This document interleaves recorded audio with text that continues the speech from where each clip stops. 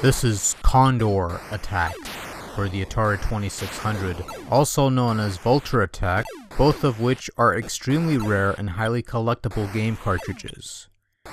Now, looking at this game footage of Condor Attack, I am immediately reminded of another similar looking Atari 2600 space shooter with the word attack in it. Something to do with demons, or something to that extent. I'd spell it out for you, but I'm not being too subtle with it.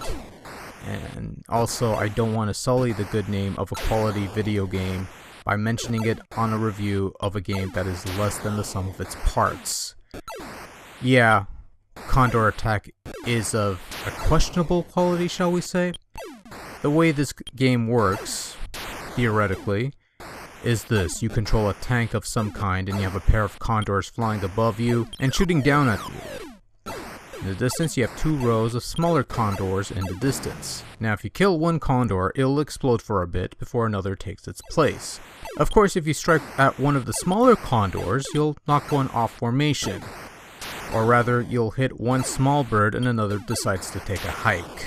Once all the condors are cleared, you proceed to the next wave where the condors will move somewhat quicker, or something to that extent. You have 3 modes of play, each of which features a different type of enemy, and firing rate is a little better, I guess. Toggling the difficulty switches changes the size of your tank.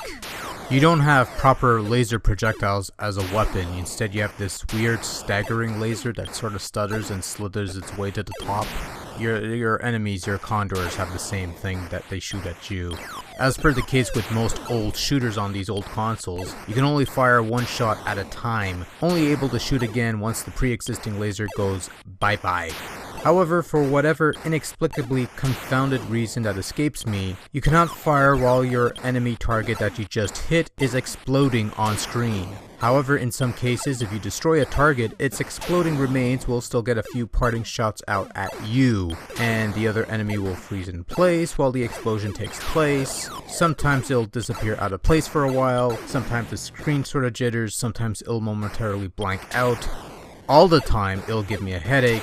Nothing about Condor Attack screams quality control. The gameplay is out of whack, the various on-screen objects are nothing to write home about, the sound is somewhat below par compared to everything else on the Atari 2600.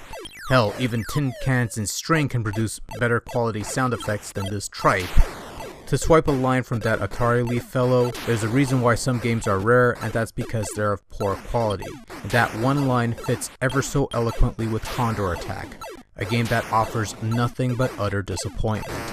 Collectors might be interested in this for the value that such a rare Atari cartridge might possess, but for folks who just want a nice little shoot 'em up on their Atari DCS of choice, there are a number of such games that I could direct you to that are much more deserving of your time and money than Condor Attack. Now, if you'll excuse me, there are some demons that need to be attacked. And I'm long overdue. Good night.